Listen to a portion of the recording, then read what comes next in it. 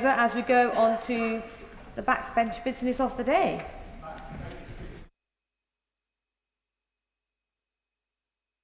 Now come to the backbench debate on solar farms, and I call Dr. Caroline Johnson to move. Dr. Caroline Johnson. Thank you, Madam Deputy Speaker. And first I would inform the House that my husband is a farmer and agricultural contractor. I am very grateful to the Backbench Business Committee for allowing me time for a debate on large-scale solar farms. There are some things that members on all sides of this House can agree on. We all want cheap and reliable energy. We all want food security and affordable food prices. We want to live sustainably and protect our natural surroundings. Whether or not we agree on how we should achieve these goals, I think we can at least agree that these are desirable aims. So why is this issue seemingly so controversial? It's controversial because it's doubtful that large-scale solar farms on prime agricultural land can achieve any of these aims. Firstly, how good are solar panels? While in principle solar energy is green, the reality is murkier. The journey of a solar panel from raw materials to installation is far from carbon neutral. The production process demands substantial energy, often sourced from fossil fuels. It requires the mining of silver and zinc. It requires energy to produce intense heat needed to melt quartz or polysilicon, and the transportation of components and finished panels across vast distances, diesel-powered trucks, trains and ships. And what happens when these panels reach the end of their lifespan? Recycling should be the obvious answer, yet they're notoriously difficult to recycle. And a constituent of mine who dedicated their master's research to this very issue found that most solar panels, once they finish their life cycle, cannot currently be effectively recycled. Solar energy is not morally clean either. Most solar panels sold in the UK, an astonishing 97%, contain materials sourced from places where there are concerns about forced labour. The former Prime Minister, Baroness May of Maidenhead, did so much to champion the issue of modern slavery during her tenure. We cannot be complicit in human rights abuses in business supply chains.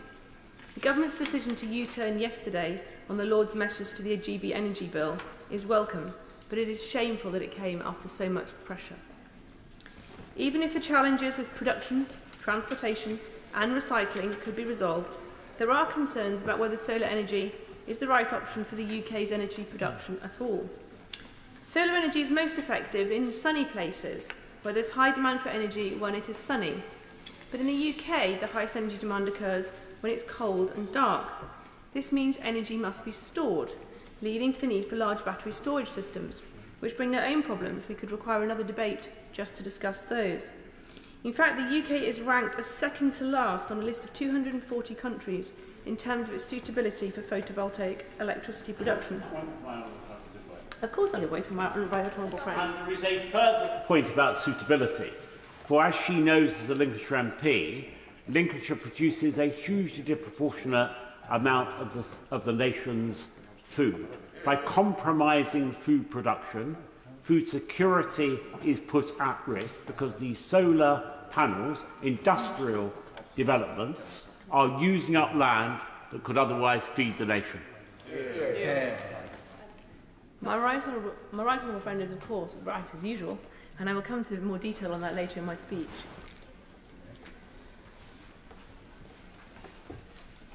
So, and even if we could resolve production, recycling and transportation issues, and we accept that solar was viable for the UK, even if we accepted all of these things, ground-mounted solar projects are not the right approach. Panels installed so far are relatively inefficient. Despite a currently installed capacity of 17.8 gigawatts, the total output last year was less than 10% of that. Our current approach is also centred around technology which is outdated. If members can cast their minds back to 1984, when the first Apple Mac computers were put on the market, and we look today at the present advances in technology, they will see that technology has evolved at a rapid pace. Solar panels planned for fields today are already being superseded by cleaner, more efficient technology that does not need farmland. Researchers in Japan are developing next-generation panels made from iodine. They're flexible, they're 20 times thinner than existing panels. They would make it realistic to build solar installations on urban infrastructure, like stadiums, airports and office buildings. Why? I will. I agree with my honourable friend, or would she rather agree with me, that solar energy generation is a key stepping stone on our pathway towards a green economy and to reaching net zero for those of us in this House who still believe in it. But where possible, we should not be taking up agricultural land. And I'm very pleased to say that my office is supporting Farmer Dibble in my constituency to prevent people from putting solar panels over some 200 acres of his farm. I believe that rather we should shine a little sunlight on the idea of putting solar panels on the roofs of all new buildings, as suggested by my honourable friend, the MP for Cheltenham. I thank the Honourable Lady for her intervention. I would agree with her wholeheartedly that we should not be using our best agricultural farmland for solar panels. The previous government took steps to establish a £50 million fund to incentivise rooftop installations on farm buildings. This is the right measure to maximise efficient use of land. The current government's approach, in contrast, is to concentrate ground-mounted solar on prime agricultural land. This is frankly folly of the highest degree.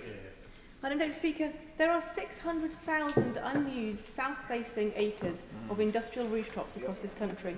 We should be using those before we even consider industrialising our countryside. The effect of industrialising our countryside comes with consequences. I'll come back to farming in a moment, but first we should consider impacts on the wider community. We know that access to green space and exercise is good for well-being. Just imagine for a moment walking your dog, not alongside a hedgerow, but between 3.5 metre high metal fences with CCTV cameras. How many of us would prefer to run past miles of 4 metre high solar panels than rolling British countryside? Madam Deputy Speaker, I listened carefully to my constituents and have conducted surveys in affected areas. I've received over 2,000 handwritten responses to my solar farm survey, many of which contain pages of heartfelt comments, deeply worried about the disproportionate number of massive solar applications in our area. Will my honourable friend give way? I will give way. I thank my honourable friend for giving way, and just to pick up on the point that she was making, in my constituency, the beautiful village of Stowe-by-Chartley is almost going to be in a position of being ringed by solar panels, and when decisions are being taken by the planning inspectorate, do you think they need to take a view on the cumulative impact of multiple developments have on communities? Thank my honourable friend for giving way. He is of course right. I will come to cumulative effect later in my speech, but he will recall that the previous government brought measures in to ensure that should be happening, but it does not seem to be. Back to my survey, Madam Deputy Speaker. In my survey, 91% were concerned about the enormous scale of the proposals, 73% were concerned about use of productive farmland. The scale of these proposed developments is really difficult to describe.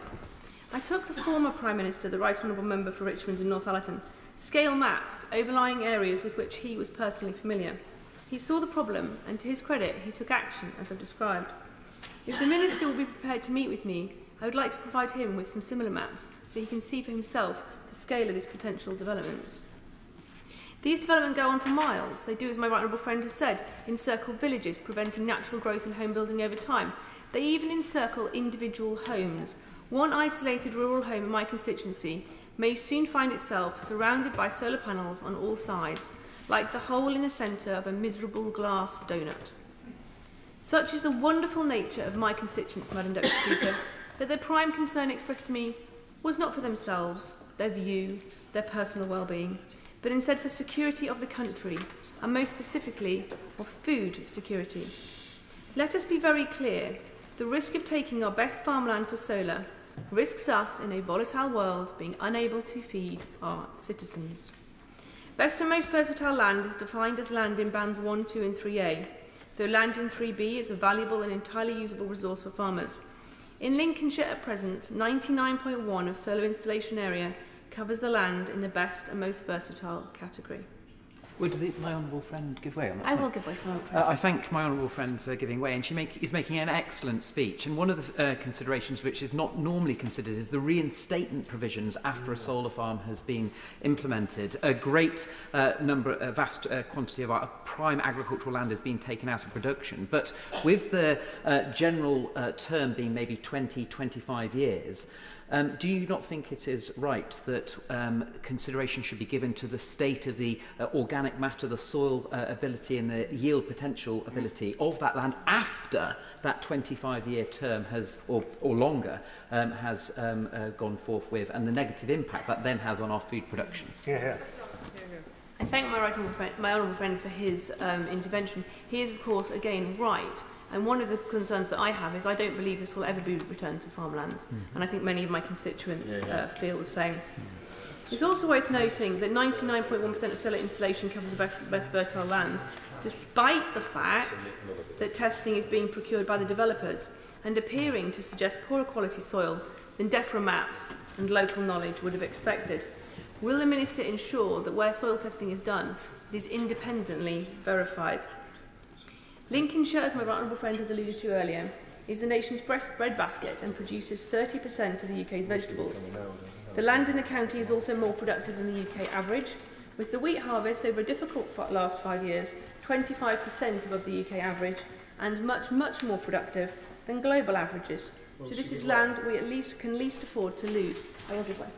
I thank my honourable friend for giving way. Does she agree with me that we face a perfect storm of conditions whereby there's not just a widespread societal push towards net zero, but with changes to agricultural property relief, there is a very real risk that solar becomes a new cash crop at the expense of valuable food production, which is as essential as energy security? I thank my honourable friend for his intervention. Again, he is right, and I can testify, certainly as a farmer's wife, that I understand that farmers are being put under a lot of pressure at the moment by the various changes that this government has made to taxation on pick-up cabs, on IHT, on national insurance, and much more. Displacing our farmland leaves us reliant on imports, which use more land, may have poorer standards, and have transport emissions to factor in. The previous government took action, published planning guidance which made clear that best and most versatile land should not be developed where alternatives available, and they are. I am pleased to have signed Amendment New Clause 47 to the Planning and Infrastructure Bill, which seeks to prohibit solar development on high-quality land, and I urge the Minister to support it. Let us also not forget the tenant farmers. These are often on multi-generational tenancies, and they suddenly find their whole family without home or livelihood. A 2023 report for the Welsh Government on the impact of solar panels on agricultural land found that sites risk causing soil compaction and structural damage. In some cases, this may be permanent, meaning agriculture will suffer even after the somewhat hypothetical end of these solar schemes. I also asked the Minister to give due consideration to the 3 RAF bases local to my constituency: RAF Waddington, RAF Cranwell and RAF Digby. Glint and glare from reflective panels will cause problems from pilots flying over these areas. Our newest pilots undergo basic training at Cranwell, and RAF Waddington is home to the Red Arrows. It is a huge joy for me and many of my constituents to watch our nation's iconic display team practice the loop-the-loop and roll into turns at high speeds. But the miles and miles of aligned panels creating glint and glare could lead to disaster. Will the Honourable Lady give way? I will give way. Does the Honourable Lady agree with me that pilots seem to manage to fly throughout our nation and many others already, despite there being widespread solar panels in, for instance, Spain, and where there is more sunshine than here? So it seems unlikely that they'll be unable to manage in her constituency. High-speed, low-level I thank the Honourable Lady for her intervention. I wonder if the average jumbo jet flying into Heathrow does a leap-the-leap on his way in. RAF Digby is the headquarters of Joint Cyber and Electromagnetic Activities Group. Any interference with these defence estates could cause significant harm. My constituency of Sleaford and North Hykeham faces an acute burden of the most high-impact solar schemes. Colleagues will know that projects with over 50 megawatts of capacity are classed as nationally significant infrastructure projects. 4 of these large-scale schemes are currently proposed in my constituency at Springwell, Foss Green, Leoda and Beacon Fen. The 4 of them have a combined size of 9,340 acres. For context, that land could support grazing for over 74,000 sheep, produce 23.5 million loaves of bread and over 700 million Weetabix. A 5th project just outside my constituency, proposed by a Labour donor, was recently approved by the Secretary of State. What assurance can ministers give my constituents that the department is assessing cumulative impacts appropriately. We often hear that no more than 1% of land will be used for solar panels. However, as we've seen in my constituency, the application for one giant solar farm leads to a potential new substation to accommodate it, which in turn leads to the deluge of further giant solar and battery applications, the cumulative effect of which will be to destroy the area. With nearly 7% of land in my constituency proposed to be turned over to solar farms, 9% of the land in my right honourable friend, the member for Newark's neighbouring constituency, and 5% of the land in the right honourable friend, the member for Gainsborough's constituency, it is clear that the clustering of applications on our best farmland. My right honourable friend, the member for Rutland and Stamford, has Malapar Solar Farm in her constituency. I congratulate her on the birth of her child, which was very recent and stops her from being here today. But I know that this was a big concern for her. Indeed, it's a concern to many of us, including my right honourable friends, the members for Newark, Melton and Syston, and Louth and Horncastle. As members of the Shadow Cabinet, protocol prevents them from speaking in today's debate, but I know they would wish to and will keep campaigning. The National Policy Statement states that installations should, where possible, use suitable previously developed land, brownfield land, contaminated land and industrial land. Where farmland must be used, it notes, poorer quality land should be preferred to higher quality land, avoiding the use of best and most versatile agricultural land where possible. Sadly, Madam Deputy Speaker, the evidence suggests so far that the Energy Secretary is so ideologically wedded to solar projects that he has not appreciated the damage the giant solar projects are causing to agricultural land. This debate will hopefully demonstrate that covering our best farmland with massive solar projects will be irreversibly damaging to the nation. I urge the Minister to listen to me, to my fellow MPs and to the citizens before it is too late. The question is as on the order paper, and before I call Alex Meyer, as you can see there's a number of people wishing to contribute, so there'll be a time limit of 4 minutes. That's 4 minutes, and Alex Meyer. Thank you, Madam Deputy Speaker, and thank you for calling me so early in this debate, clearly the sunrise of the debate. I believe that there is a climate and biodiversity emergency, and not only that, there is real insecurity in our energy market. And that's why I absolutely back the government's plan to triple our solar capacity and to reach a clean power target by 2030. I think we need to be looking at the whole gamut of renewable energy that is out there, whether it's tidal, though perhaps not so much in Bedfordshire, wind power and solar power as well. I'm very lucky in my constituency. I am home to the joint tallest wind turbine in the country. I share that honour with the member for Bristol North West. I did suggest when I visited there that we put a Union flag on the top of it, so mine would be the tallest, but they didn't agree to that. But never mind. We're also home, as the Minister knows, to a solar farm in Eggington because he came along and visited it with me. And that is a solar farm that produces enough power to power 2,000 homes every year. And what I think is interesting about it as well is that as well as producing that clean green power, it also retains an agricultural use, because as the Minister may remember, there are also sheep grazing between those solar panels, nibbling at the grass as they went. I will. Just to be clear, Madam Deputy Speaker, this is not about what but where. Of course it's important that we have a diverse energy mix, but she must know that if we put that on the best quality agricultural land, we'll import more food, extend supply lines and damage the environment.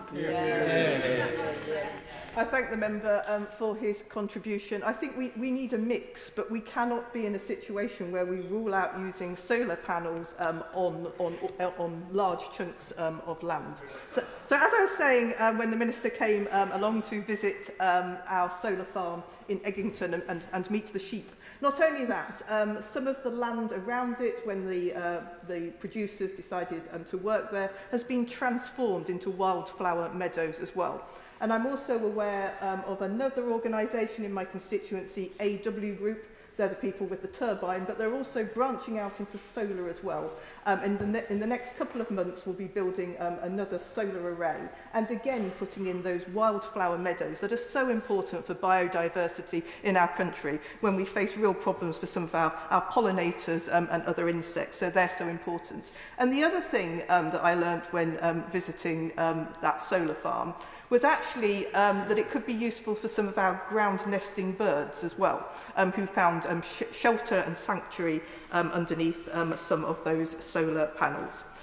So in essence, Madam Deputy Speaker, I just wanted to say that I really welcome what the government is doing here. I welcome what the government did yesterday in terms of the new rules to make it easier for some of those smaller power generation from solar powers to be linked to our grid. And I urge the Minister to go full steam ahead on this and to make sure that our solar power and solar industry has a really bright future in this time of biodiversity and climate emergency. Steve Barclay. Thank you, Madam Deputy Speaker. To understand this government's approach to solar farms, one should start by actually rereading their own manifesto, and indeed page 60 of the Labour manifesto, to be more precise. Now, I know it's only a year ago, but in their solemn promise to the British people, what were they saying? Quote, Labour recognises food security is national security. That is why we will champion British farming. Now, indeed, it does seem a long time ago, but we've seen a succession of announcements where it is clear there is no commitment from this government to farming or food security. And indeed, that's part of many other commitments, smash the gangs, or council tax bills won't go up, or energy bills will come down. But on food security and its importance to national security, it is clear that it was a fake promise. And indeed, there's an irony, because at the moment we still have the ongoing COVID inquiry. And I was Chief Secretary at the time of COVID. And what was very clear to me is that at a time of national crisis, value for money changes. There is a competing demand across nations for scarce resources. And at that point, I can assure you, food security will indeed be an issue of national security. And that is why the carelessness of the current government on their manifesto commitment matters so much. Of course, a brilliant point, but does he also recognise that the way the government set this up, they're guaranteeing 10 to 20% returns on investment on these farms, which is in effect bribing farmers to get away from farming. Indeed, it is creating an incentive to do the exact opposite of their own manifesto pledge, which indeed is why I started with that point. But let me come on to a second place to look in terms of Labour's approach, and that is to the Cabinet itself. And of course, we can't sit and see firsthand the Cabinet, but what is very clear, and certainly for someone who has had the good fortune to sit in Cabinet, is actually how marginalised the Department of DEFRA has become within the government itself. We see the Prime Minister announce things such as the compulsory purchase of farmland in order to support infrastructure schemes. We see the former Labour leader make a whole raft of decisions in the first few weeks for massive solar farms overriding DEFRA. We see the Deputy Prime Minister riding roughshod over the DEFRA Secretary of State on housing schemes. And we see the Chancellor, it seems, just phoning DEFRA the night before to say that SFI is suddenly being reduced so quickly they've now had to concede in a legal case that their approach was wrong and allow a further 3,000 farm applications to proceed. And that's without the clear commitments when I warned at the election about Labour's farm tax. The Deputy Secretary said it was complete nonsense. Well, again, we have seen them introduce that and the Treasury ride roughshod there. So we have a department that is completely sidelined within the government and is failing to speak up, not just for food security and farming, but the very commitments that were made in the Labour manifesto itself. And then we see a theme across a range of policy announcements, Madam Deputy Speaker, which shows the instinct, the values, the priorities of this government, which is one which always believes in top-down, know best. It doesn't believe in localism. And why that matters to solar farms is because of the implication around how the delivery of this policy is happening on the ground. We are seeing in areas of the east of England real clustering in certain geographies, often, as my right honourable neighbour would point out, in clusters where the best food production actually sits. We're seeing gaming of the system where the developers bring in consultants to grade the land in ways that sits at odds with historic knowledge of the value of that land. Of course I can. I'm delighted to endorse everything my right honourable friend and neighbour has said about national economic resilience. But this point about grading land is critical. To be fair to the government, they have said that grade 1, 2 and 3A land at least should be protected. But the problem is that the solar developers deliberately attempt to distort those distinctions by regrading land using organisations which are part of their own corporations. He is completely right. And the issue is hiding in plain sight. Indeed, when in government and when I sought to strengthen the protections for farmland, the then Energy Secretary wrote out, and in terms of the changes to guidance that were made, one of those was about bringing forward independent certification for agricultural land classification in terms of soil surveys, because it is well known, we know at a constituency level, that this malpractice is going on not being challenged. But the point is, this is not by accident, this is not an error of delivery, this is by design, and we can see that design in the raft of decisions made by the Energy Secretary in his very first weeks, indeed near to our constituencies, just near to Cambridge. There was an important announcement in terms of a mega farm made against official advice on immediately coming to office. So the reason this matters is also to the wider trust in our politics. We had a clear commitment given by the Labour government to rural communities in its manifesto that is being broken. And I close, conscious of many colleagues wanting to come, with this sort of question to the Labour backbenchers, which is, it may be that number 10 and number 11 have simply decided that with the majority they've got, that a number of their rural MPs they didn't expect to win, they can be sacrificed, they're not essential. And it may be that number 10 and number 11 have made that decision. But it is baffling that there is so much silence, and these MPs are actually voting for measures that are having such a harmful effect in rural constituencies, but is also so short-term that is putting our food security, which indeed matters to our national security, at risk. Tony Vaughan. Thank you, Madam Deputy Speaker, and I'm pleased to follow the honourable member, as he will find out shortly. I strongly support this government's clean energy mission, and I want this country to be a clean energy superpower. I want to see more wind, tidal, hydroelectric power and, as I will say later, nuclear. For the environment, more renewable energy means less air pollution, lower greenhouse gases, and over time lower flooding risks, an issue which is very significant in my constituency, and a more stable climate. For the economy, more renewable energy will mean lower energy prices for households and businesses, because we will not be dependent on gas prices that are set by the global energy markets. As we saw after the invasion of Ukraine and the rocketing energy prices which followed, we have no control over the global price. For national security, more renewables will deliver energy independence, because instead of our country importing fossil fuels from hostile authoritarian regimes, we can produce more of our own energy at home.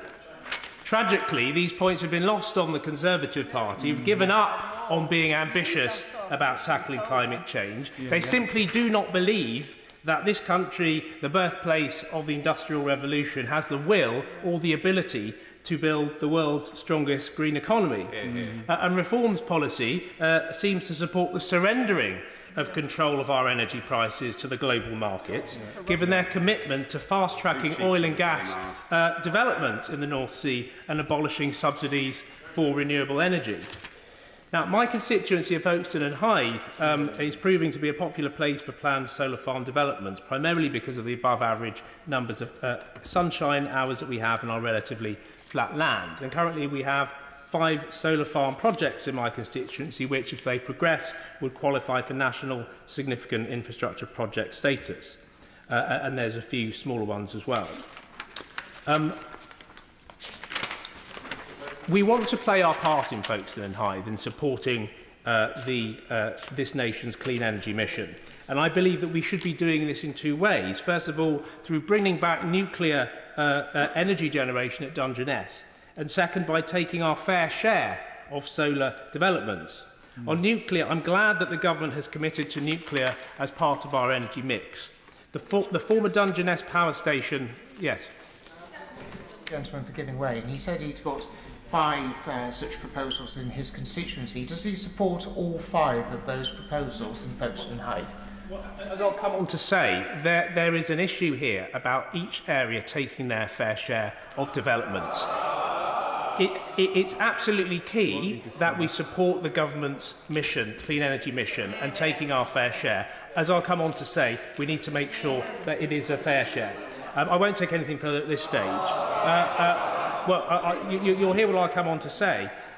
So we have a decommissioned nuclear power station in Folkestone and Hythe, and I strongly believe we should be bringing that back for energy generation. The site has the location, the proximity to the grid, the local skills base for those technologies, such as advanced modular reactors. And I'm grateful to the Nuclear Energy Minister, Lord Hunt, for his continued engagement on this issue, but I would urge the government to move faster to create the conditions for advanced modular reactors and other new technologies to become a reality. On solar, Folkestone and Hythe, as I've said, must absolutely play our part in delivering the government's clean energy mission. But playing our part should not be at the expense of the fundamental character and beauty of this rural community.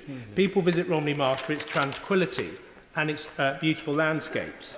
And as I say, we have to take our fair share of these developments to support the government's clean energy mission.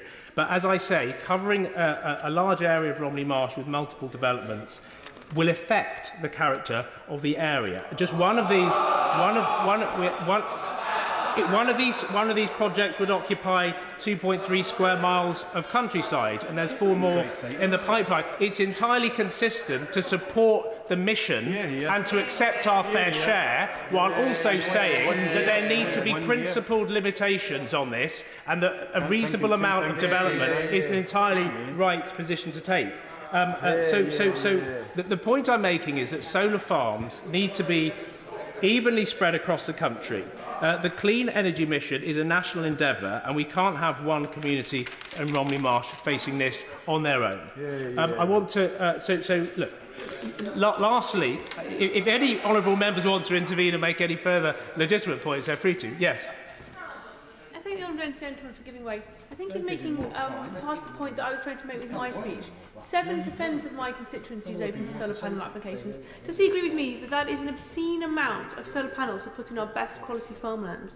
As I've said, there is the importance of supporting the clean energy mission for the whole country, that everybody needs to play their part. Right? What I'm saying here is that there needs to be a fair share principle here. And what I'm saying is that if all the areas of the country who have similar features to my constituency did that, then these particular impacts on particular areas would be less. And that's an entirely fair balance to make. But what the party opposite seem to be wedded to is this idea that net zero is something that shouldn't be aimed at. And they have absolutely no answer to how we solve the climate crisis. Lastly, there are real concerns about how ethical... yes. The honourable gentleman for giving way. I just thought it might be worth making the point generally that only 10% of solar applications end up being built, and the cumulative number for applications is completely irrelevant. What matters is the number actually built on the land. So 7% of a constituency may be covered by applications. That is not a reflection of the percentage that will be covered. I'm grateful for the honourable member for his intervention. I just wanted to make this last point. I don't know if the clock was stopping during my interventions, but there were real concerns about ethical panel supply chains, and I think it's so important that we have robust mechanisms to make sure. I am going to have no choice but to put on a 3-minute time limit after the Father of the House. Sir Edward Leigh. I agree with the honourable gentleman. Let's all play our fair share.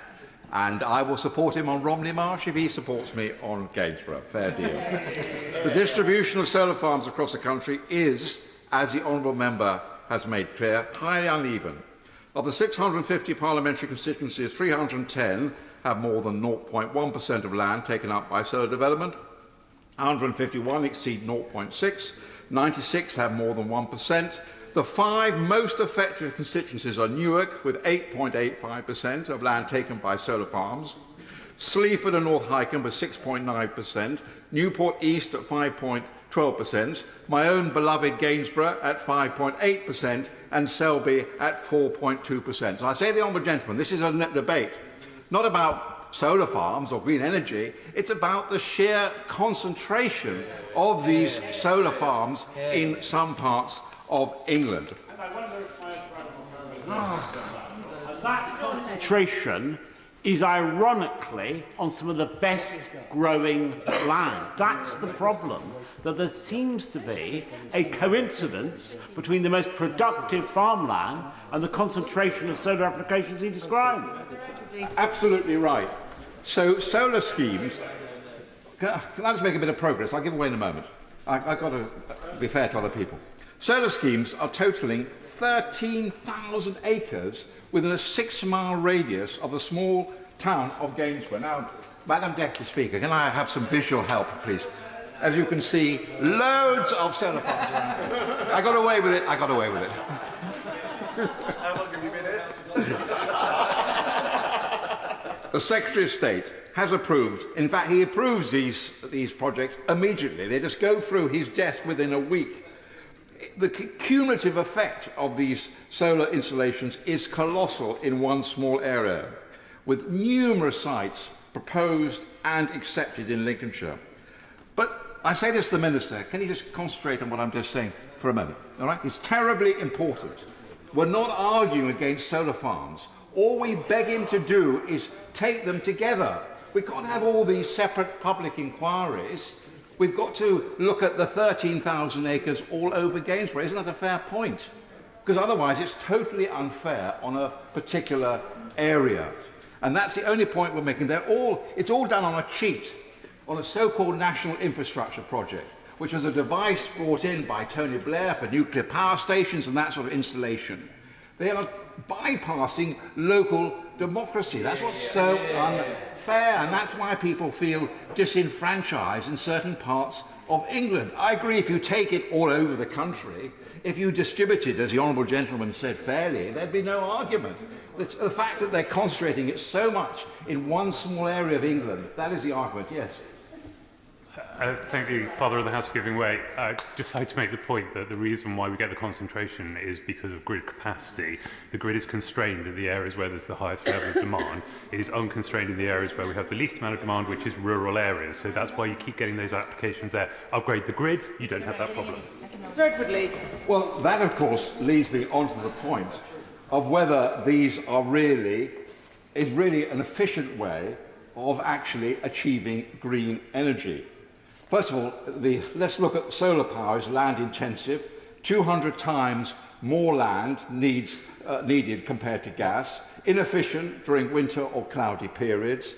There's doubts about the carbon footprint. There's no clear evidence that energy generation justifies the embodied energy used in panel production over a 15-year lifespan. We're never given reassurances on this point. There's the environmental and safety issues. Placing battery energy storage systems in each field raises safety risks due to potential thermal runaway incidents. There's inadequate planning to provide water for firefighting in these fields. There's the economic and community concerns. For instance, the negative impact on local tourism with a visual impact, the lack of community benefits from large-scale solar projects compared to traditional local decision-making. And I make the point again about the national infrastructure point. There's the social and ethical concerns, the possible connections between project stakeholders and forced labour in China. I would like to have reassurances from the Minister. And I asked this question to the Minister in the statement yesterday, and I know we've achieved something in terms of Great British Energy, but these are private companies. The concession that the Minister made yesterday will have no impact on these private companies. They will have an impact on Great British Energy being involved if they can prove that these solar panels are made with slave labour. But these private companies will be able to go directly ahead. And I want to also reply to the point made by my honourable friend for Holland and South Deepings. Solar installations would take over good agricultural land, vital for Lincolnshire's role as a breadbasket of England. 15% of regional farmland could be lost, undermining local agriculture, which is crucial for food security and sustainable farming. So these points, I think, add up to this. In conclusion, covering our countryside with solar energy installations is environmentally harmful, economically unsustainable, a threat to food security, damaging to local agriculture and tourism. Local opposition is widespread and strong, with the harms outweighing the benefits. Seeking permission via nationally significant infrastructure projects is an abuse of NSIPs and subverts local democracy. The part of this net zero craze that provides poor global value for money. It costs the UK taxpayer billions, but the net effect is cancelled out by minuscule increases in Chinese emissions. Madam Deputy Speaker, these applications should be taken in the round and, if necessary, refused. Sarah Coombes. Thank you, Madam Deputy Speaker. Last year I got elected on a Labour manifesto that pledged to make Britain a clean energy superpower. This will create jobs, it will cut bills, it will boost our energy security and reduce the carbon emissions that are killing our planet. I've had so many conversations with people in West Bromwich who agree that this is a no-brainer. If we continue to rely on oil and gas from abroad, we are at the mercy of spikes in prices and whims of foreign dictators affecting the energy bills of ordinary families in Britain. Our renewable energy from solar, wind and wave power is free. We've heard passionate arguments today from members who are concerned about solar farms. And as an MP from an industrial urban area, it's not my job to speak for MPs representing rural communities, but I do want to challenge the idea that solar energy is somehow a threat to our countryside. In fact, solar takes up about 10 times less than the amount of land in our country given over to golf courses. Now, my dad is a big golf fan, so I'm not attacking the golf industry, but I do think if you're going to say that these are threatening our food security, then our golf course is doing the same. Solar is also helping to restore nature, according to research from the RSPB and Cambridge University. They found that solar farms contained a greater number of bird species than surrounding arable land. Now, a few members have asked already today, well, why don't we just put solar on rooftops? And the government is also doing that too, and that's what I want to talk about. The Black Country, where I represent, is a ploughed manufacturing area. And when you look out across West Bromwich and Albury, you will see lay before you a huge numbers of factories and industrial roofs. I will. I thank the honourable member for giving way. She makes a reference to industrial activity. Does she agree that the predominant industrial activity that this supports is Far Eastern manufacturing of solar PV? And what would she say in response to Sir Richard Dill, former head of MI6, who said in January this year that by pursuing this route, we are in effect ceding control over national security and resilience to foreign powers?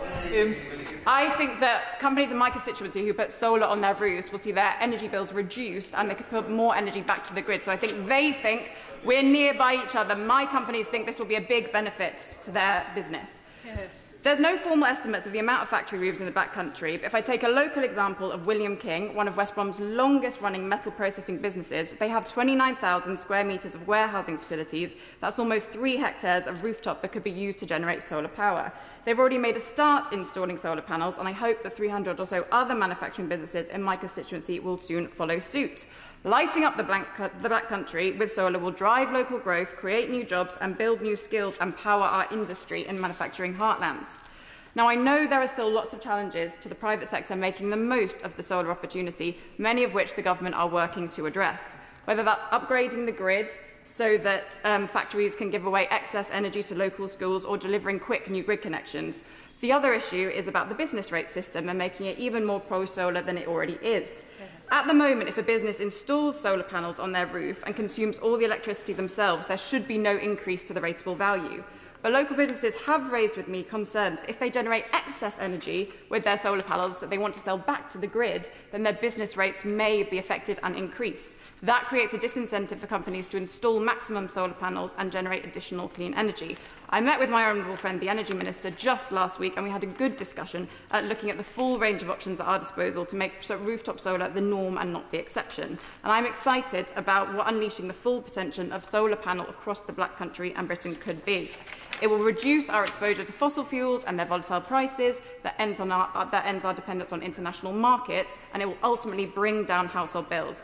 Across Britain, we are on the brink of a clean energy revolution, and we should seize the opportunity to unleash the full potential of solar power across our country, including lighting up the Black Country using our plentiful factory roofs. Yeah. Sir Roger Gale. Madam Deputy Speaker. The only less environmentally friendly form of power generation in the United Kingdom than solar panels is the Drax nuclear power station that is forest-fed. It is a complete myth to suggest that somehow there is no carbon price that is paid for solar farms. Neither are they efficient. Given the lack of sunlight in most of the United Kingdom, the amount of power that is fed into the grid from solar panels is minimal. We are talking about sacrificing acres of agricultural land, some of it's already gone, to no useful purpose whatsoever, and it's time we grew up and recognised that. At business questions this morning, I asked the Leader of the House if you go to the Prime Minister and bang a few heads together, because the Secretary of State for Energy and the Secretary of State for Agriculture are not singing from the same song sheet. The argument is simply not joined up. We cannot go on sacrificing agricultural land, such as that surrounds the village of Hythe in my constituency, or the Minster Marshes, or the land around Sandwich, or the land in West Thanet. We cannot go on sacrificing that and expect to still have food sufficiency. We're talking about land that this summer is growing bread-making wheat, that in 2 or 3 years' time will be growing houses and solar farms, solar panels. That is simply not compatible in terms of policy. So I would urge the Minister to go away and think about this very carefully indeed, take the message to the Secretary of State, make sure that there is some joined-up thinking before it is too late. I believe, I'm afraid, that 2030 is dead in the water, and it's time we recognise that. The way forward will be North Sea gas and oil to bridge the gap between where we are now and small nuclear reactors. And it's time we recognise that and stop messing around with pie-in-the-sky schemes. Terry Jermy. Thank you very much, Madam Deputy Speaker, and may I begin by congratulating the Honourable Member for Sleaford and North Hykeham for securing this debate. And it's an important debate for my constituents of South West Norfolk and indeed the whole county of Norfolk, because we have seen a sudden influx of solar farm applications and it has become one of the most contentious and spoken about issues locally. To be clear at the outset, I am not a NIMBY, or even a rural NIMBY, as I have been referred to of late. I support the government's growth agenda. I very much welcome the much-needed growth in my constituency, and I am not anti-solar or indeed anti-solar farm. I recognise the need for energy security and I support net zero ambitions. But we must approach these challenges and the solutions pragmatically and with due regard for local communities and recognise the implications. That is why I am working cross-party with the Honourable Member for Mid-Norfolk, establishing the Breckland Solar Alliance in response to a solar farm proposal that cuts across both of our constituencies. This is to ensure that the voices of our residents, businesses and stakeholders are heard and that party politics does not come in the way of such an important issue. The facts are that renewable energy projects are not evenly distributed. Indeed? Listening with interest to what he has to say, and I have some sympathy with what he has to say, but does he have any specific proposal about how we deal with a national significant infrastructure projects approach? Because it completely overrules what he's talking about. I urge the Honourable Member to let me get to the end of my speech and then I'm happy to have a conversation with him. I may answer the question he poses. And the facts are that renewable energy projects are not evenly distributed across the country. In Norfolk, our terrain is flat, it is quite sandy, and frankly, it is relatively easy to get things into the ground. And with the likelihood of increased pylon capacity, we are very attractive to solar projects.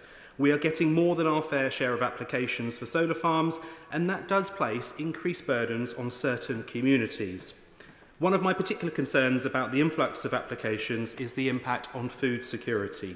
All too often, agricultural land has become the default option for solar farms because it can be cheaper alternatives than when deployed at scale, not because it is the right social and environmental option. And it's not just any old agricultural land either. Solar farms are being disproportionately sited on better quality farmland rather than on poorer quality land. There is 3 times more Grade 5 agricultural land in the UK than Grade 1. 5 being the lowest quality land, as referred to earlier, 1 being the best. Yet solar installations occupy 20 times more Grade 1 than Grade 5. That cannot be desirable or indeed acceptable. I firmly believe that Grade 2 agricultural land and above should be protected and prioritised for food production. The National Planning Policy Framework considers 1, 2 and Grade 3A as the best and most versatile and prioritises their protection. But that prioritisation is clearly not influencing the proposals. Take the Droves Farm solar application in my constituency. If approved, I won't, so I have limited time, apologies. If approved, 20% of the application site would cover Grade 2 land. Around a third of the land to be used would be best and most versatile. We're already seeing in Norfolk longer, hotter summers, and that adds to the challenges for farmers.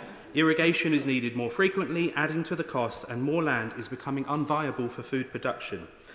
As I have said before, I am fully behind a pro-green economy and as well as ensuring that renewable energy is not something for the future but for now, and I have huge sympathy with the Minister and the team. Our energy security is in an appalling state after 14 years of Conservative government. We've lived through soaring energy bills, fuel poverty, and we need cheap, clean energy, but this cannot come at any cost. There are alternatives. Let's take the fact and celebrate that the UK is a world leader in offshore wind with far more capacity than any other country. Sir David Davis.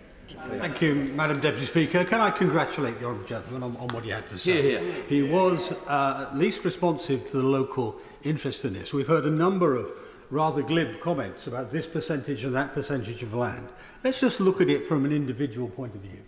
Last Monday, the East Yorkshire solar farm in my constituency of 3,150 acres was approved. Not many policies make me angry in this place, but this one did for my constituents. Why? Because the decision rode roughshod over the desires and wishes and expressed complaints of my constituents. It'll cover an area the size of Durham. Imagine if we were applying to build a town the size of Durham, how long the planning would take. This went through effectively on the nod. The so-called consultation process was little more than a rubber stamping operation. Why do I say that? Because there are a lot of sensible and constructive inputs from my constituents and some from me, and none were paid any attention to whatsoever. In trying to, quite properly, save the global environment, the government is causing untold harm to the local environment in Britain, and it will fail in its first aim in so doing. So, yes, I will. Does he recognise that the Conservatives' failure to have proper national strategies around development means that we don't have enough prison places to lock up all of our criminals, and that actually not having sufficient solar energy will do the same? To David Davis. Unless she's talking about the suntans of the criminals, I'm not quite sure what the relevance of that was. But she was one of the ones, this lady, the Honourable Lady, was one of the ones who were picking numbers out of the air, this small percentage and that small percentage. And what I'm pointing out is what the actual effect on ordinary citizens is, and it's not the bland view that she has put forward. A 3,000-acre solar farm is disproportionate for any part of the country because it surrounds villages, it makes life miserable for people. Multiple towns and villages will be completely surrounded by the East Yorkshire solar farm, and there's another one, the Mine and Leigh solar farm, same size, another 3,000 acres, proposed for right next door. So it'll be effectively 6,000 acres. And I'm not very optimistic about the attitude of the government in the approval process. Now, we also heard reference to NIMBYs, slightly sneering references to NIMBYs. So what are we talking about here? Well, we're talking about actual people. In my constituency, they range from pensioners who've spent their entire life savings to go and live in a quiet part of the country with a beautiful view, and they're going to have a view of black plastic. You know, from people not very far from me who bought a place in the country because they got a child who's very autistic and needs the peace and quiet and basically the rural environment that's provided. We have people who take lower salaries to work in the country because that's what they want. We have people who are committed there in farms and rural industries. These are the so-called NIMBYs, and they don't want their lives ruined by this. And that's what we're here to defend. Now, when I surveyed the residents, like my honourable friend who proposed this motion, 90% were against the size of the farm, against the overwhelming impact, not against the idea, but against the ridiculous way it's done. And I'm running out of time, so I'll make one other point about the ill-thought-through nature of the policy. It depends on access to the grid. And so the reason I've got 2,000-3,000 and probably more farms is because we're near Drax on the grid. And this will encourage concentration of huge farms all over the country in concentrated areas where ordinary people will have their lives destroyed by an ill-thought-through, rotten policy. David Smith. Madam Deputy Speaker, I'm proud that Britain has set ambitious targets for clean energy. We want 95% of our energy to come from low-carbon power sources by 2030, and the Government is changing the planning system, as we've heard, so that we can deliver the renewable energy of the future. It's important that the benefits of this ambition are felt by all of us, and I'm keen to make sure that my constituency of North Northumberland is not overlooked in the new energy race. That means that our solar farms should be local, farmer-friendly and effective, so that they serve my constituents as well as the whole country. And we've heard phrases like large-scale prime agricultural land a lot, and I think we just have to think through where the farms are going to be, the solar farms are going to be. It needn't be an either-or, as sometimes it seems to be being suggested here. First, it's crucial that solar farms have local support and are rooted within communities, of course. I know many in North Northumberland want renewable community energy that directly benefits them and their neighbourhood now. And I've spoken to local, very small rural communities in my constituency who are well underway in trying to get local solar farms. They want to get signed up to the ambition of Great British Energy for the future. And we want to make sure that solar panels are a part of everyday life. In 2013, the Government estimated that there were 250,000 hectares of south-facing commercial roofs in the UK, and we should make good use of those roofs to ensure that new-build homes, for example, have solar panels for the benefit of their owners and their neighbourhood. That's entirely legitimate. But secondly, solar farms must go hand in glove with farmers. And in North Northumberland, we've got a highly productive land, which is outstanding for local farmers for our national food security. And so it's crucial that we use our scarce land for the best possible purpose. But for the party that seems to be, claims it's for farmers, claims to be a party of free choice and of small businesses, let's be clear, it is the decision of those farmers, those landowners, if they want to diversify. Early research by Lancaster University suggests that sheep farming, sheep grazing and solar farms can go hand in hand. There's an actual name for it, it's called agrivoltaics. And solar farms could represent one strand of healthy diversification for many farm businesses. And I welcome that. I welcome the land use framework. Yeah, I will give way. Ramsey. I'm listening carefully to the points that the honourable gentleman makes, including about the opportunities for agrivoltaics. And I suspect that a lot of residents would be more open to solar farms if they were combined with food growing in the ways that he's described. But those are not the sorts of applications I'm seeing coming forward in East Anglia. So would he ask the government to be stronger in its planning policies in encouraging and requiring solar farms that are combined with food growing? Smith. I thank the Honourable Gentleman for his intervention. I was just about to say that I welcome the Government's proposed new land use framework, and I think this is key. In the land use framework that no government has done before will help landowners make sensible and effective decisions with their land, and I trust that will include a strong focus on both food production and renewable energy. Finally, Madam Deputy Speaker, and most importantly, solar farms must lead to lower bills. I'm optimistic that as we ease the influence of foreign dictators off our energy supply and generate more of our own renewable energy, the British people will begin to see the benefit. Skilled jobs and lower bills will be the reward for the countries that win the clean energy race. And the best reward for investment in solar and wind power will be lower bills for my constituents in North Northumberland. We've heard a lot of what I think is a false dichotomy here today, for instance from the Right Honourable Member for North East Cambridgeshire. Setting up this false dichotomy between food security and energy security is not the way forward. We must do both together. I want my constituents in North Northumberland to be part of the national conversation as we move towards net zero. They're keen to see lower emissions, lower bills, local jobs, and that means ensuring that solar farms are local, farmer-friendly and effective so that they serve the British people. With a 2-minute time limit from after the next speaker, Llinos, Medi.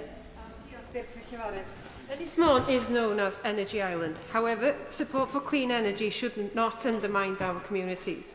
The current plans for huge solar farms on Ynys Môn do exactly that. At present, we have a proposal for the Lamont and Mine Hir solar farm, which would cover 3,700 acres, nearly 2% of the island's total land, a huge area.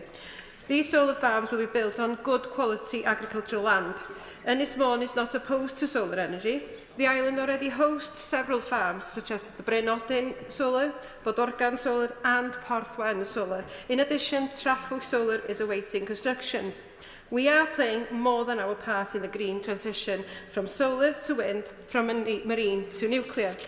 Ynys Môn is also known as the Mother of Wales, because of the island's fertile land served as the baskets of Wales. Building these projects on good agricultural land is, however, undermining food security and the agricultural sector, which is a vital part of our economy. Would the Honourable Lady go away on that point? Thank you to the Honourable Lady for giving way. And she highlights food security and energy security, which are often highlighted as in competition in this debate. But isn't the truth that both are crucial for our future, for a sustainable future? And that at the moment it's not clear how the government will relate the strategic spatial energy plan to the land use framework, and does she agree that both have to work together under a clear national strategy? Yeah, thank you. I think the current approach to large solar is a sign of a lack of energy strategic planning, but what we're actually doing here is actually having a lack of food security planning as well. Ynys Môn is also a UNESCO Global Geopark status, to recognise its outstanding geological heritage, to be managed for conservation, education and sustainable development. Sustainable being the crucial word. The proposed solar farms are not sustainable for Ynys Môn and would totally undermine the potential global geopark status for the island. I would like to propose to the government that solar deployment should follow a hierarchy to best suit the needs of local communities. Firstly, solar should be integrated into new build domestic, commercial and industrial buildings by building developers. Then it should be retrofitted to existing buildings by the building owners. I am also deeply concerned that the government is backing developers over local communities when it comes to control over the land. There is a huge risk that development consent orders are being used by developers to buy up land against the wishes of landowners. The threat of DCO gave developers leverage over landowners to take on decommissioning costs for solar farms. I would like to ask the Minister what assessment has he made of this trend and whether he believes the misuse of DCOs by developers is happening in Wales. We have a country to keep, a piece of land as proof of our right to survive. Coal, slate, water, our natural resources have been extracted from our deprived communities for the benefit of others. The land of our fathers has been stripped of valuable resources and the profits taken out of Wales. It is only fair that communities in Ynys Môn and the rest of Wales are respected. Pushing through large energy solar projects at odds with the needs of local people is not the way forward. The government must change course with its current approach, end the pattern of extraction and put Welsh communities at the heart of its solar strategy. Jake Richards. Thank you, Madam Deputy Speaker. I've been given 2 minutes, so I will get straight to the point and talk about Whitestone. Madam Deputy Speaker, last July I was elected to be the MP for Rother Valley. I made a very solemn promise to my constituents that I would always put their interests first. And the Whitestone proposal in my constituency has raised real concerns amongst residents. And I've held numerous public meetings and consultations since that proposal first came on my desk last November. And the numerous concerns have been raised by residents, and I have made those very clear to the developer as this proposal develops. But three major concerns stand out, and I share these. First, the sheer scale of the proposal. It would change the very nature of the area which we enjoy.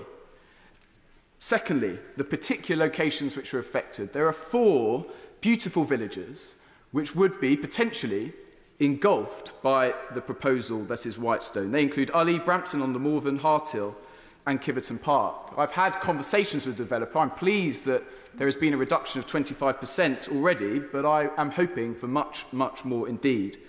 And thirdly, the issue of tenant farmers. It's right that, as has been raised in this debate already, that many landowners may choose to engage with the solar farm market, and that's their choice, and we live in a free economy. But for tenant farmers, the situation is somewhat different. And I have tenant farmers in my constituency who have farmed land for centuries and generations and feel that they are under threat. And I want to support them, Madam Deputy Speaker, as is my role. Therefore, I simply state this, Madam Deputy Speaker. I urge for the developer, in coming forward with their proposal later this year, to take into account the thousands of residents who have raised very serious concerns about their proposal as it stands today.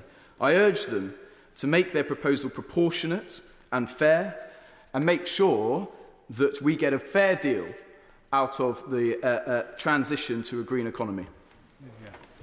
John Lamont. Thank you very much. Let's start with paying tribute to the honourable members for South West Norfolk and Rother Valley for being a very brave stance against their government whips and standing up for their constituents against these reckless solar farm proposals.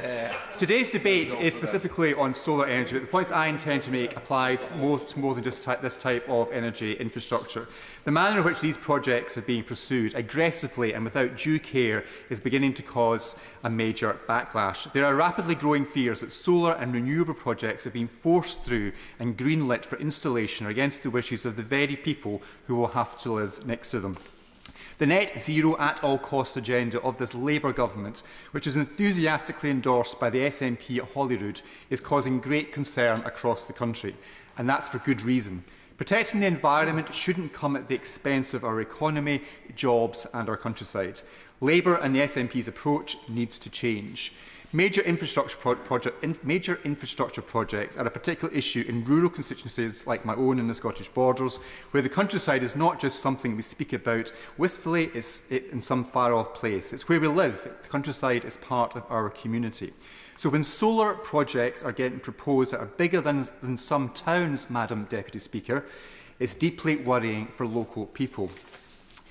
Time and time again, when I look at these projects across my constituency, there's a scandalous lack of regard for local views, the views of local people. They're given very little information, overlooked and even ignored, then expected to just agree with it anyway. Labour and the SNP might think this is acceptable, but we on this side of the House don't. We believe it's wrong and people should not have to put up with it. Thank you, Madam Deputy Speaker. The climate crisis is growing more urgent and our children's futures are under threat.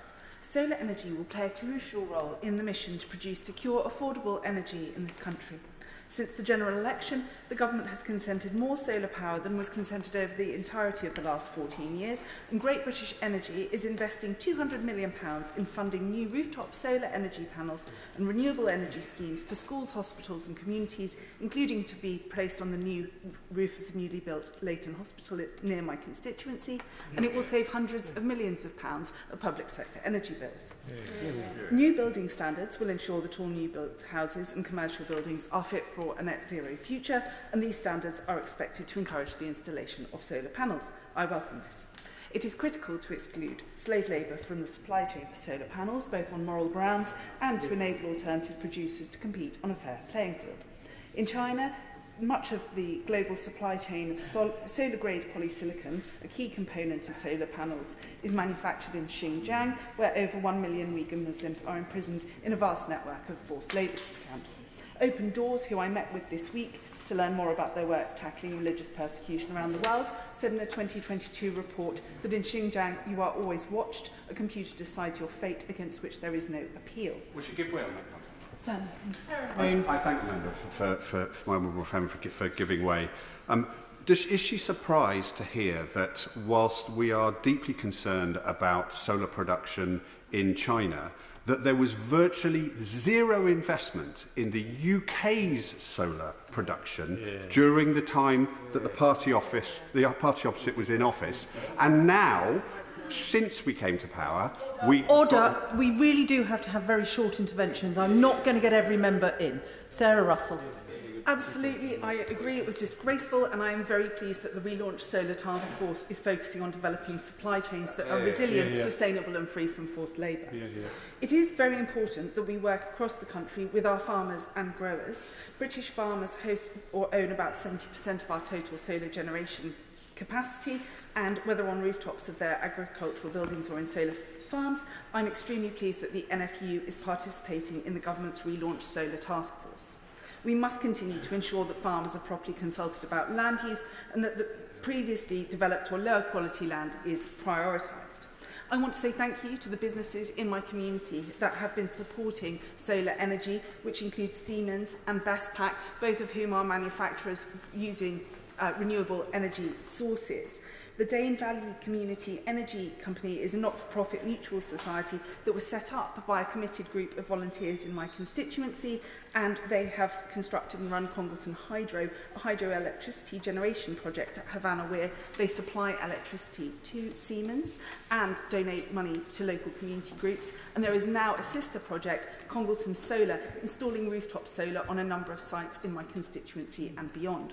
Havana Primary School in my constituency will be officially unveiling their rooftop solar panels next week, and I know the project will inspire the next generation of green champions.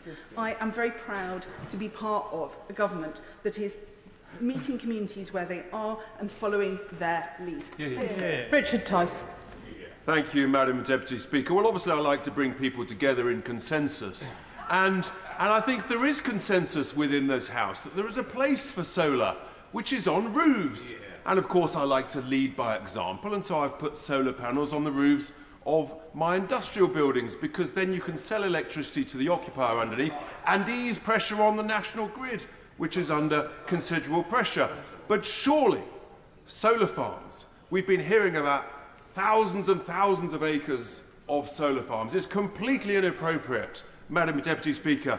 In Lincolnshire, the great glorious county, there's applications and plans for 40,000 acres, completely inappropriate, on agricultural, top-quality farmland. Not only does it destroy that farmland, but there's been no mention of the jobs that it destroys for the next 20 to 30 years. Great jobs in the county of Lincolnshire. And this is absolute madness. And it is also so unfair. If you are living in a village or a small town in the countryside, and it is surrounded all of a sudden not by glorious fields but by black plastic, there is no justification or fairness. But I must just finally, in the time allotted, touch on the danger. I will give way. Thank you for giving way. I'm sure my honourable friend is aware of the large battery energy storage poles that will be required as we use more solar farms, but is he aware of the dangers they pose to the public and to the environment? I'm most grateful to my honourable friend, the member for common sense, and because actually most of these solar farms are now including these huge battery storage systems, which we've now learnt are very dangerous. Yes, 3 of them have gone up in flames just this year in the United Kingdom. They cannot be put out, you have to let them burn out. And what happens when they burn? Toxic fumes, including hydrogen fluoride, and toxins seeping into the ground, as we have learnt from California, where one went up in flames. So there are massive dangers to these battery storage systems, which nobody is talking about. And by the way, no one knows, Madam Deputy Speaker, who is responsible for the health and safety of these battery storage systems. I will be delighted to give way to the Honourable Gentleman. I thank the Honourable Gentleman for giving way. I have a solar development in my constituency, Hykeham and Knaresborough, and battery storage solution proposals too. The point he makes about the safety of them is something that I'm hoping to address through an amendment to the Planning and Infrastructure Bill, seeing the relevant fire authorities be a statutory consultee. Is that something you would support? I'd be very interested, because it is the fact that actually the fire departments in counties up and down the country do not have the resources or the manpower or the willingness to take on the safety risk. And this should be the subject, I would suggest, Madam Deputy Speaker, of a separate, big, important debate, because we're all concerned about health and safety. And surely no one wants to be living next to something that is dangerous, toxic, and could force villages in their entirety to be completely evacuated because these things cannot be put out because of a process called thermal runaway. I'm conscious others want to speak, but we need, Madam Deputy Speaker, a greater understanding of the dangers of these battery storage systems. George Freeman. Thank you, Madam Deputy Speaker. I rise as a member for Mid-Norfolk and the chair of the All-Party Group for Agricultural Science and Technology. Norfolk, members will be aware, is Britain's first county. It's our leading agricultural county. Our Royal Norfolk Show is the premier show in the country, and it is absolutely in the vanguard of this country's agricultural industry and this government's stated, although I increasingly think cynically stated, commitment to increase food security. The truth is the globe has got to double food production in the next 25 years on the same land area with half as much water and energy, and Norfolk is in the vanguard of the technologies to do it, the drought-resistant crops, the gene-edited, disease-resistant crops at the Norwich Research Park. So, in my constituency in Mid-Norfolk, where farming and agriculture is the #1 industry, Banham Poultry, Cranswick Country Foods employing thousands in agricultural machinery supplies, haulage, food processing, I cheered on when I heard the government was going to support the agricultural industry and support food production. I cheered on their commitment to support UK science and the agricultural science that is key to that, achieving that challenge. But what we've seen since the election is the most extraordinary attack on farms, attack on the rural economy, attack on small businesses taking on jobs, and a proposal for a 7,500 acre, that's a 10,000 square mile, 20,000 kilometre solar farm from Castleacre through Swaffham to Dereham, in a constituency where agriculture, food and tourism are the #1 industry. Members opposite need to reflect. I want renewable energy. I want cheap energy. My constituents would like to be consulted.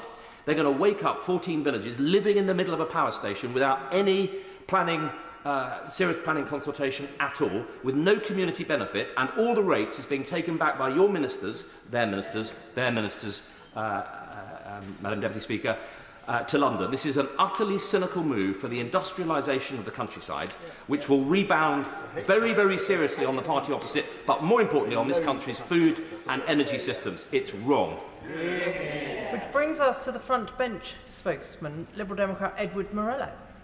Thank you very much, Madam Deputy Speaker. Before I start, I should probably declare that prior to entering this House, I spent the better part of a decade working in renewable energy finance, and while I wouldn't claim to be a solar expert, I could certainly write a whole other speech debunking some of the things that were said today.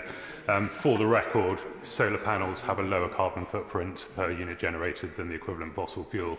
They are 95% recyclable, and any solar farm development requires a Glint and Gale report before it gets approval if it's anywhere near an Air Force base or an airport. Moving on, though, because that list could go on for a very long time, those of us who actually believe in science know that tackling the climate change means bold, practical choices about how we decarbonise our economy. If we're serious about reaching net zero, tackling fuel poverty and protecting our countryside, we have to make renewables work for people as well as the planet.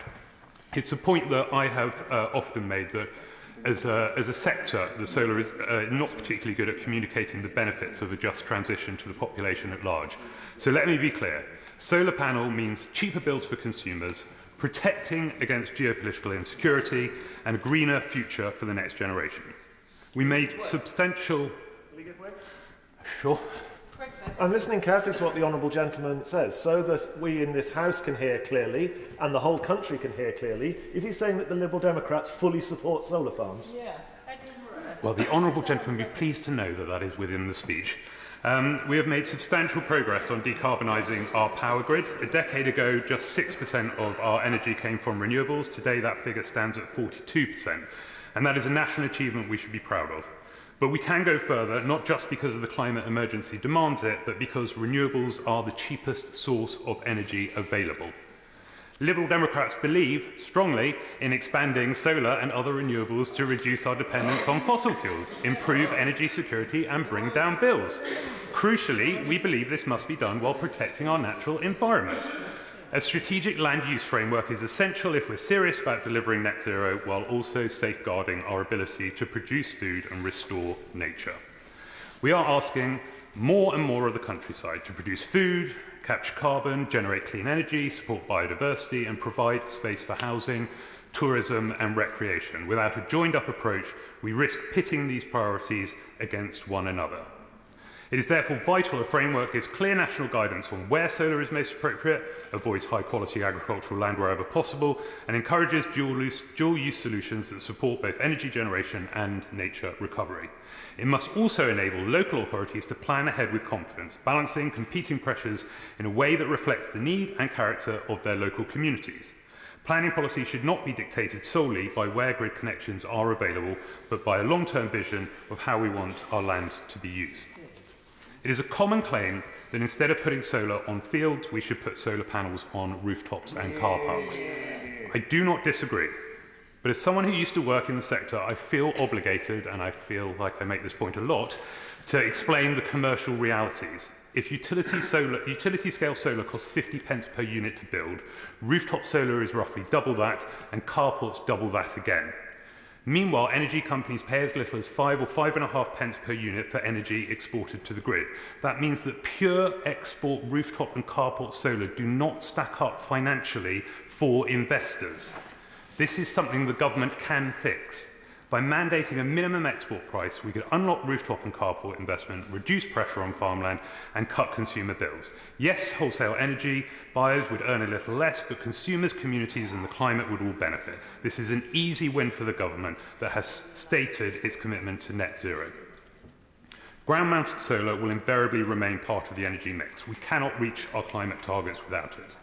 But projects must be done right. That means prioritising low-grade land and ensuring new schemes come with tangible benefits for the communities they affect. Community benefit funds should receive a fair share of the wealth created. My honourable friend, the member for Taunton and Wellington, has tabled new clauses to the Planning and Infrastructure Bill to deliver just that, alongside local authority powers to invest in energy efficiency and support street-by-street upgrades to help reduce bills. In Scotland, for example, community benefit is worth £5,000 per installed megawatt per year. This means that a controversial large-scale solar project, such as the Kingsway solar farm in my honourable friend's constituency of South Cambridgeshire, would provide £2.5 million annually to the local community.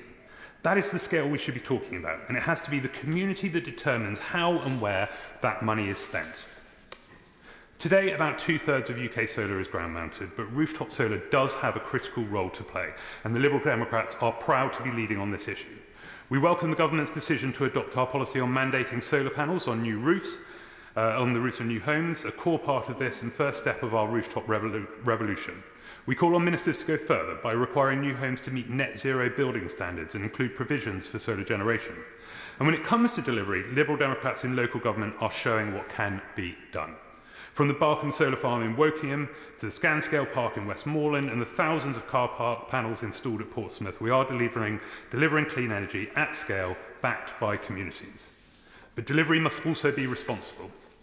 I know that many of us are concerned about the number of solar farms being approved on our best agricultural land. Let me be clear, I am yet to meet a farmer who got into farming because they want to grow solar panels. They do so because making a living from farming is increasingly impossible. We must ensure farming is sustainable, profitable and properly supported so that farmers can keep doing what they do best, producing brilliant British food and looking after the land. I also share concerns about the use of national significant infrastructure project schemes which are taking land out of use.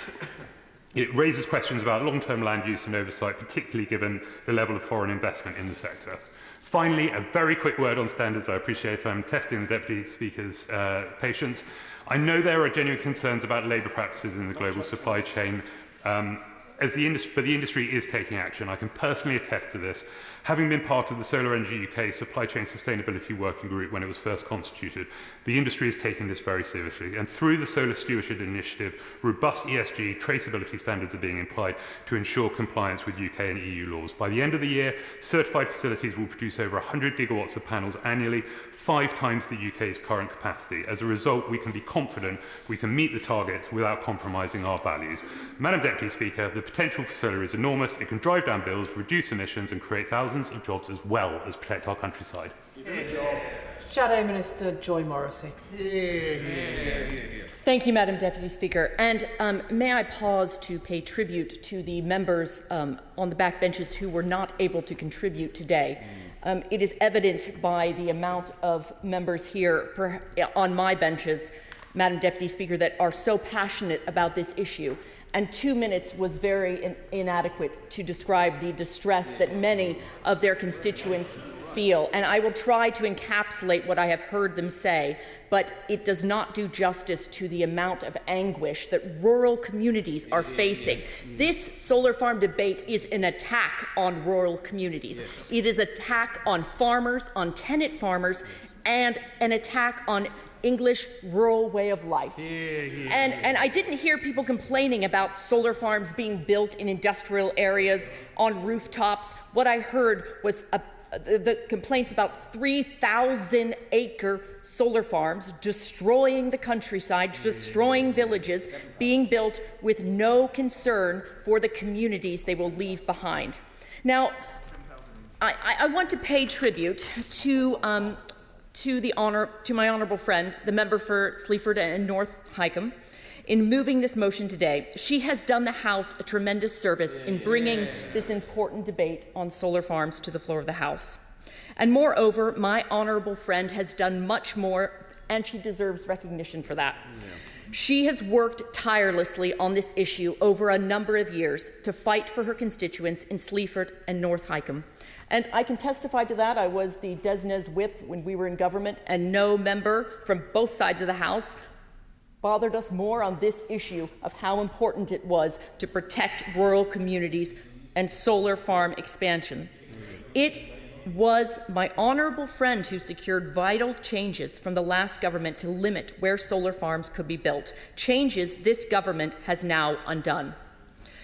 Let me set out clearly. I believe solar has a role in our energy mix, on rooftops, in south-facing industrial areas, but it carries significant cost and brings a dependency on China and forced labour supply chains, despite what the Lib Dem spokesperson may say, that are questionable and should concern us all. Would the Shadow Minister give way? I will give way. I'm very grateful to the Shadow Minister for giving way. Does she agree with me that my constituency has 2,000 acres of raised reservoir? There are 402 members in this House from England alone who have raised reservoirs. This debate has not covered the potential for floating solar.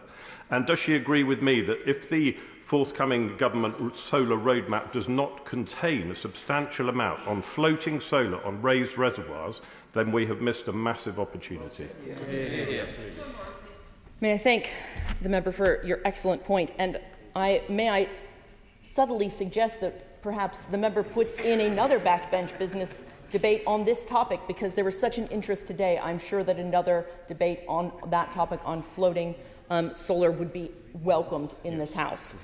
And I know that this is an issue that many are affected by, and I have to pay tribute to the members opposite for your bold willingness to stand up for your constituents. It is a difficult thing to do, and I'm very impressed that you have done so. And I know that perhaps the government may struggle to understand this, but it is possible to be pro-solar energy whilst raising legitimate concerns about where and how that expansion in solar affects communities, our countryside, farmers, and food security. I will give way. I thank Shadow Minister for giving way.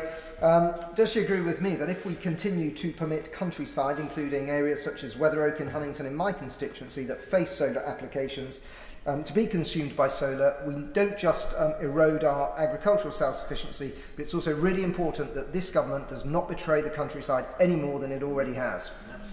Thank you. And with a DEFRA minister from Croydon, it is perhaps understandable that he may misinterpret the needs of rural communities. But I think we need to continue to highlight the plight of rural communities and how these things are affecting them. And it is important that we allow for proper debate in this House on these important topics. Now, I hope in his reply the Minister, who I hold in high regard, will recognise those concerns and will consider a response that encompasses all of these issues that are raised today. And I understand that the Minister, this encompasses several departments, and I understand the challenges that that brings. But there are three key areas of concern that the government needs to address: loss of high-quality agricultural land, the clustering of development applications linked to solar farms, the importance, and finally the importance of community consent. And the loss of high-quality agricultural land, my honourable friend, the member for Sleaford and North Hykeham, set out eloquently that this matters to her constituents. It matters to the constituents in mid-Norfolk with the 7,000-acre development. Yes. Would you agree with me that, as well as all the arguments that have been run about agriculture and solar, that there's a democratic point here? For 14 villages in my patch and many others, they are going to find that they are living in the middle of a power station. Let's name it for what it is. A power station. They think they're each going to have a bit of solar. They will be in an industrial power station. That should not be allowed to happen without a proper planning consultation and without proper compensation. Thank you, and I couldn't agree with the member more. And also the lack of compensation for rural communities. There is no offer for lower energy bills. There is no offer for a discount on offsetting the cost of energy that these local communities are going to sacrifice their green spaces, their livelihoods, and their way of life for energy that is not going to give them a direct benefit. And I do agree with what my honourable gentleman has said.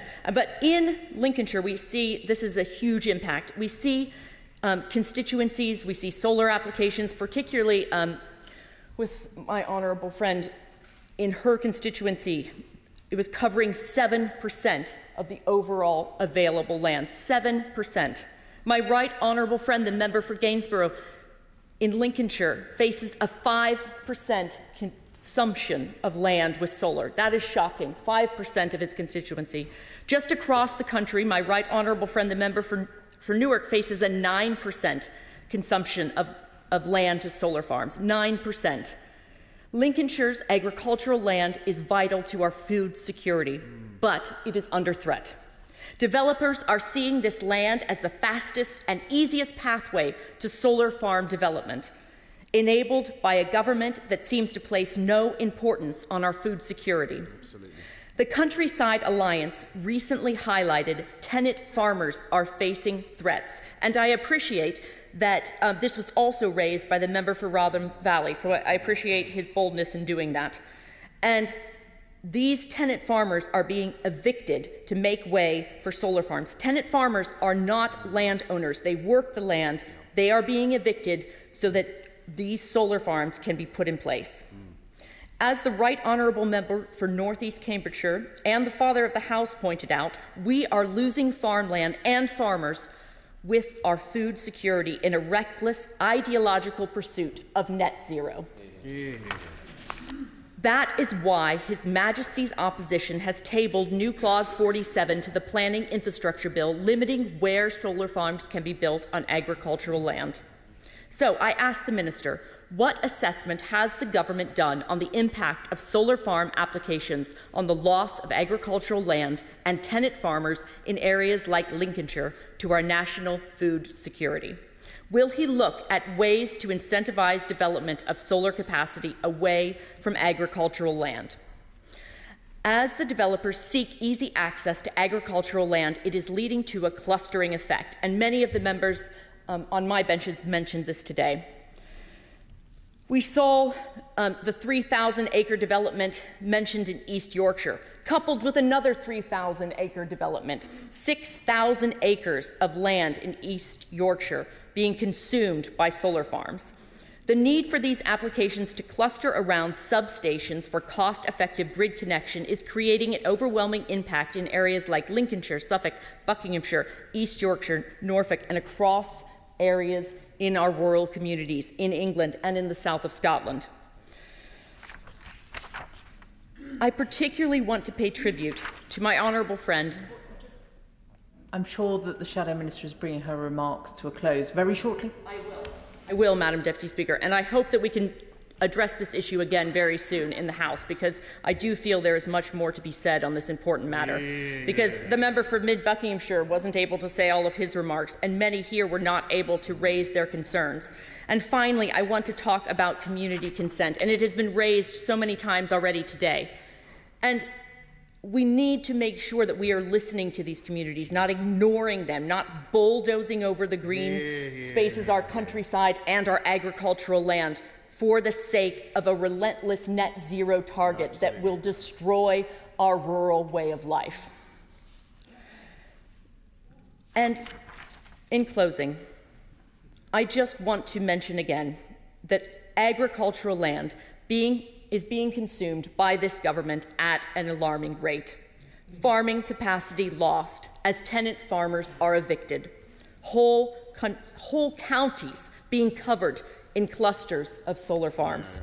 Local communities ignored. Experts overridden.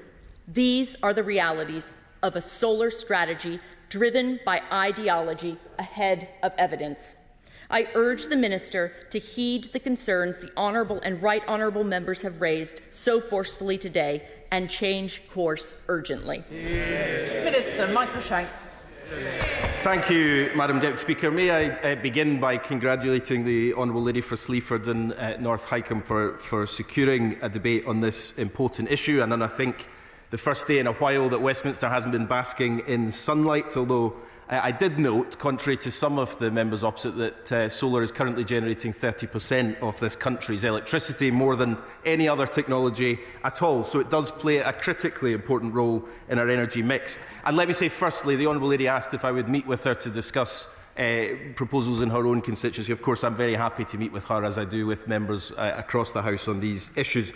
I welcome all the contributions, or some of the contributions, I should say, in today's debate. I have to say, I wasn't expecting, when I started this debate, the Honourable Member for Boston and Skegness to endorse the Clean Power mission so comprehensively, not only endorsing our rooftop solar revolution, but leading the way in his own industrial empire. I will include him in the next newsletter on the Clean Power mission. I'm sure he'll happily receive it.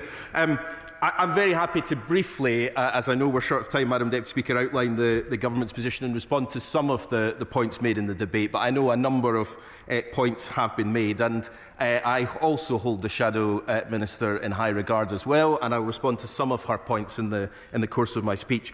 The Clean Power mission that this government has embarked on is not about ideology, but it is about delivering energy security, climate leadership, and the only way that we can move volatile fossil fuels off setting the bills of all of our constituents, which is what over the past few years so many of our constituents have faced. It is the only way to create well-paid industrial jobs in delivering that clean power mission right across the country.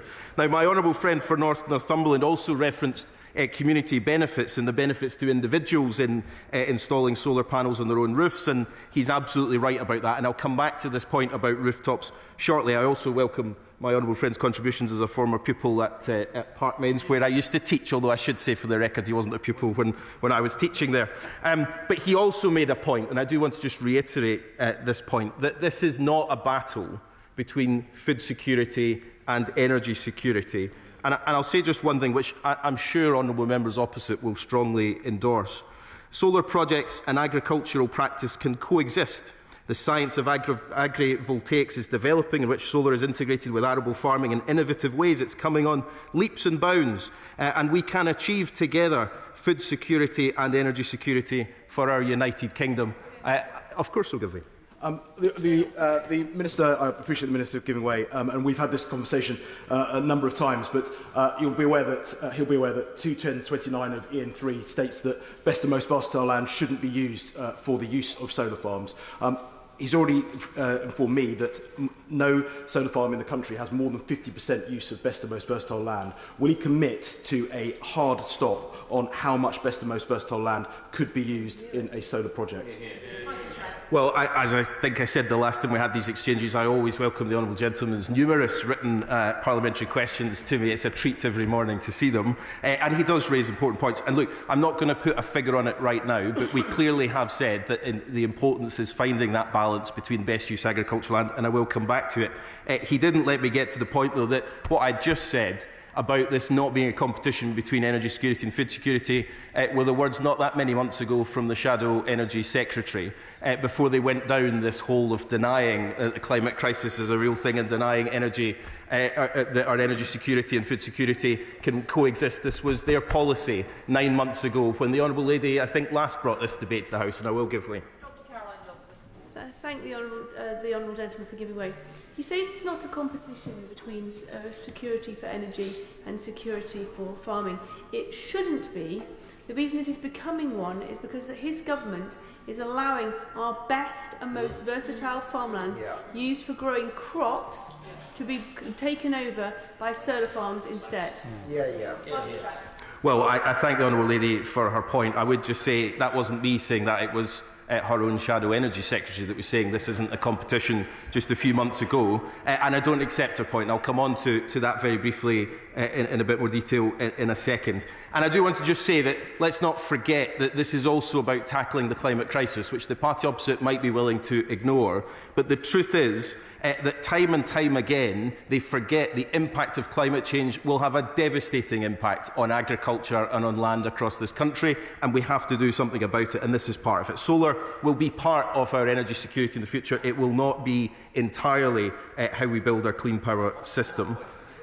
I'm going to make a bit of progress because I'm conscious there's another debate about to start. Rooftop solar, as many members have raised, is important. This isn't an either-or. We do see a real opportunity to put solar on every possible rooftop right across the country. We've announced that in terms of new homes. We've announced our ambition in terms of industrial buildings. And just recently, we launched a consultation or a call for evidence on car parks as well. If there is a rooftop that we can put solar panels on, we are keen to do so. But there will, of course, also be a role to play for ground-mounted solar as well. I finally, just on this point, want to say that the public, of course, also support this. And many members opposite have said that they have done their own surveys where, funnily enough, it gets the result that they are hoping to get. But 88% in the most recent poll of people said that they support solar, and that figure has never dipped below 80%. So there's a question here about balance, which I've said in this House on a number of occasions, and I will say again. We want to build a clean power system that brings communities with us. That requires a balance of different technologies in different parts of the country. But it is not credible to come to here and say, we support the building of infrastructure, but please don't build it in my constituency. And that's just not a credible position. I'll very briefly give way to the Honourable Gentleman.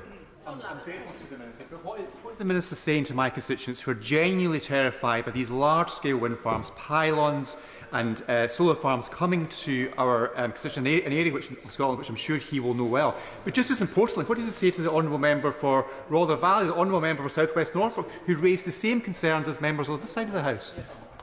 I'll say to him, first of all, that I have one of Europe's largest wind farms on my doorstep, so I know exactly what that's like. I would also say that bringing down bills and delivering energy security matters to his constituents as much as it matters to my constituents. And I would also say that there is a robust planning system in place. They speak as if there is no process for local communities to be consulted on. There absolutely is. They are frequently consulted on, and that plays a critical part in the decisions that are made about these projects. I won't give way again because I'm conscious of the debate that's coming. These questions about the planning system are really important. There is a rigorous process in place. We raised recently the threshold for solar projects going into the NSIP regime. I seem to remember a number of honourable members on the opposite benches opposed that, but the whole purpose of that was about making sure that we don't have one of these issues at the moment where there's often a lot of projects that are 49 megawatts just below the threshold deliberately. And, of course, by raising the threshold, we have more projects going through local democratic council planning considerations, so they should welcome that decision. And those planning decisions also consider biodiversity, the local economy, visual amenity, protected landscapes and many, many other things. And it also, as a number of honourable members said, includes cumulative impact where more than one project is planned in close proximity. Honourable members raised a lot of other points that I'm afraid I won't have time to come to in this debate, so perhaps we should have another debate on some of these questions. But on land use itself, the guidance makes very clear that wherever possible, developers should utilise brownfield, industrial, contaminated or previously developed land, and where development on agricultural land is necessary, lower quality land should be preferred to higher quality land. And so on questions of food security, I would default in fact to the President of the National Farmers Union, who says that it's important we're not sensationalist about the impact on food security. I would trust his judgment on this question above some others in this place.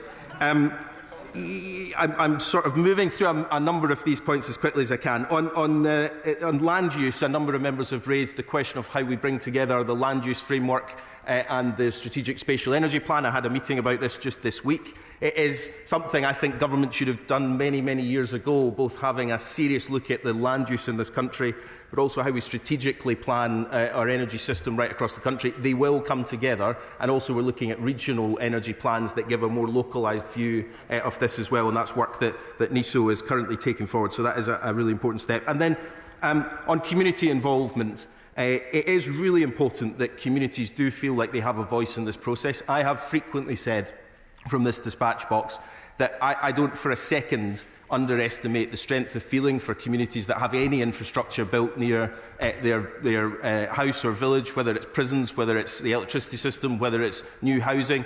But as a country, we cannot simply say we will not build any new infrastructure in our country because some people might oppose it. We would never build anything, we would never deliver economic growth, and we would hold this country back. So I'm afraid I make no apology for saying the balance is how we bring communities with us, but how we get on with building in this country again, and that is important. And just on the Honourable Lady's point around glint and glare, the impact, I think, of the loop was one of my highlights of the debate. As I think the Honourable Gentleman, the Liberal Democrat spokesperson, said, these solar panels are designed to absorb light, not reflect it, and they are considered, glint and glare is considered within the planning process already, so it is one of the factors that's taken into account.